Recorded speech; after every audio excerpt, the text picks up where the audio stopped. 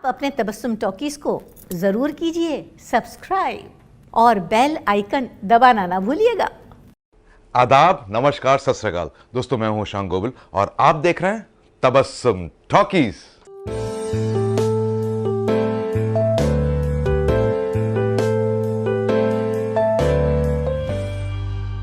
अरे ये मामला ठंडा होते होते मेरी अर्थी की राख भी ठंडी हो जाएगी। मैंने छोटे मंत्री से सिर्फ खाकी वर्दी वाले का ट्रांसफर बोला है, अक्खा हिमालय महाराष्ट्र में लाने के लिए नहीं बोला है। दोस्तों, आज जिस एक्टर के बारे में मैं आपको बताने वाला हूं वो 80s और 90s के दौर के एक्टर हैं और आपने उन्हें कई फिल्मों में अलग अलग कैरेक्टर रोल्स करते हुए देखा है और नेगेटिव रोल्स करते हुए देखा है। उनकी खास बात यह है वो जो भी रोल्स करते हैं उस कैरेक्टर में वो डूब जाते हैं और वो हैं the very versatile actor Ishrat Ali. वो क्या है कि शक्ल से मैं उतना कमीना नहीं लगता हूँ जितना मैं हूँ। बहुत सोच समझकर राजनीति के धंधे में कदम रखा है मैंने। जानते हो क्यों?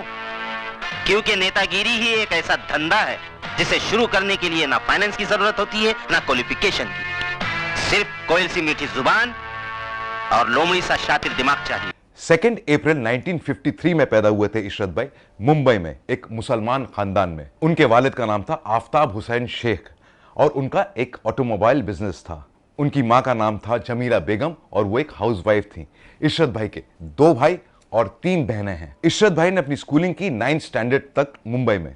उसके बाद उन्होंने अपनी पढ़ाई छोड़ दी और घर के खर्चों में अपने वालिद का हाथ बटाने लगे और एक ऑटोमोबाइल ग्लास कंपनी में नौकरी करना शुरू कर दी। कंपनी थी GM गारी एंड सन्स मुंबई में और जहां उन्हें एक अच्छी पगार मिलने लगी। वहां उन्होंने 8 सालों तक नौकरी की, लेकिन अचानक एक दिन उनके वालिद का इंतकाल हो गया और सारी जिम्मेदारी इशरत भाई पे आ गई। घर का गुजारा बहुत मुश्किल से हो रहा था, इसलिए उन्हें अपने वालिद की दुकान बेचनी पड़ी। लेकिन फिर भी इतने बड़े परिवार को संभालना मुश्किल हो रहा था, इसलिए उन्होंने अपने चाचा मुमताज अली से 78 में 4000 रुपए लोन लिए और थाना में अपनी एक छोटी सी दुकान शुरू की, टफन ग्लास की, और कांच वाला सेठ के नाम से अपने एरिया में मशहूर हो गए। उन्हीं दिनों में उनके पड़ोस में एक नाटक मंडली आके रहने लगी और इशरत भाई से उनकी अच्छी जान पहचान हो गई। उन्हें नाटक करने के लिए एक ऑडिटोरियम की जरूरत थी, लेकिन अफसोस उन्हें कोई ऑडिटोरियम नहीं मिल रहा था। उन्होंने इशरत भाई से रिक्वेस्ट की, आपकी अच्छी जान पहचान है और आप हमें प्लीज एक ऑडिटोरियम दिलवा दीजिए ताकि हम उसमें ड्रामा कर सकें। इशरत भाई की एक ऑडिटोरियम के मालिक से अच्छी जान पहचान थी और उस ऑडिटोरियम का नाम था राम गडकरी रंगयातन और उस ऑडिटोरियम में उनके दोस्तों को नाटक करने की परमिशन मिल गई। वो बहुत खुश हो गए और उन्होंने अपने प्ले में इशरत भाई को एक रोल ऑफर किया एज ए जेस्चर। पहले तो इशरत भाई ने मना कर दिया कि भाई मुझे एक्टिंग नहीं आती है, लेकिन उनके पड़ोसियों के इसरार पर उन्होंने वो रोल कर लिया। इशरत भाई का काम लोगों को बहुत पसंद आया और उसके बाद जितने भी प्लेज उन्होंने किए उन सब में इशरत भाई ने काम किया बतौर एक्टर। उसी दौरान मशहूर राइटर और डायरेक्टर दिलीप शंकर शशुपाल ने उनका एक प्ले देखा और इशरत भाई की एक्टिंग से बहुत इंप्रेस हुए और फौरन इशरत भाई को अपनी फिल्म में रोल दे दिया। फिल्म का नाम था कालचक्र, जो आई थी 1988 में। वामन साहेब, तुम सबको बहुत मुहावरे सुनाता है ना, आज मेरे से एक मुहावरा सुन लो। क्या कि 900 चूहे खाकर बिल्ली हज को चली। कालचक्र सुपर डुपर हिट हो गई और कालचक्र ने सिल्वर जुबली मनाई। फिल्म हिट होने के बावजूद इशरत भाई को 1 साल तक छोटे छोटे रोल्स ऑफर होने लगे, जो इशरत भाई ने रिफ्यूज किए क्योंकि इशरत भाई चाहते थे कि बड़े बड़े एक्टर्स के साथ में और बड़े बड़े बैनर्स में काम करें। और 1990 में उनकी ये ख्वाहिश पूरी हुई जब मशहूर प्रोड्यूसर, डायरेक्टर और राइटर ताहिर हुसैन ने, यानी आमिर खान के वालिद ने, साइन कर लिया इशरत भाई को अपनी फिल्म के लिए। फिल्म का नाम था तुम मेरे हो, जो आई थी 1990 में और इसमें हीरो थे आमिर खान, हीरोइन थी जूही चावला और इशरत भाई का इसमें बहुत अहम रोल था। इशरत भाई ने आमिर खान के वालिद का रोल प्ले किया था। शिवा बेटा, वो राज जो तू नहीं जानता आज मैं तुझे बताता हूँ। दरअसल तू मेरा अपना बेटा नहीं है, तू ही मुझे 5 बरस की उम्र में नदी में मिला था। बाबा, ये तुम क्या कह रहे हो? हाँ हाँ शिवा, तू ही श्यामलाल का बेटा है। तू ही 18 साल पहले मुझे नदी में मिला था। लेकिन अफसोस ये फिल्म यानी तुम मेरे हो बिल्कुल नहीं चली, लेकिन इशरत भाई का काम लोगों को बहुत पसंद आया। उसी दौरान मशहूर प्रोड्यूसर डायरेक्टर सुनील अग्निहोत्री ने इशरत भाई को एक रोल सुनाया। इशरत भाई को रोल बहुत पसंद आया, लेकिन इशरत भाई की एक शर्त थी कि मेरे कैरेक्टर के जितने भी डायलॉग्स हैं वो मैं खुद लिखूंगा। सुनील अग्निहोत्री ने एक्सेप्ट कर लिया और ये फिल्म थी दंगा फसाद, जो आई थी 1990 में। घोड़ा बोलता है घोड़ा, क्या घोड़ा बोलता है?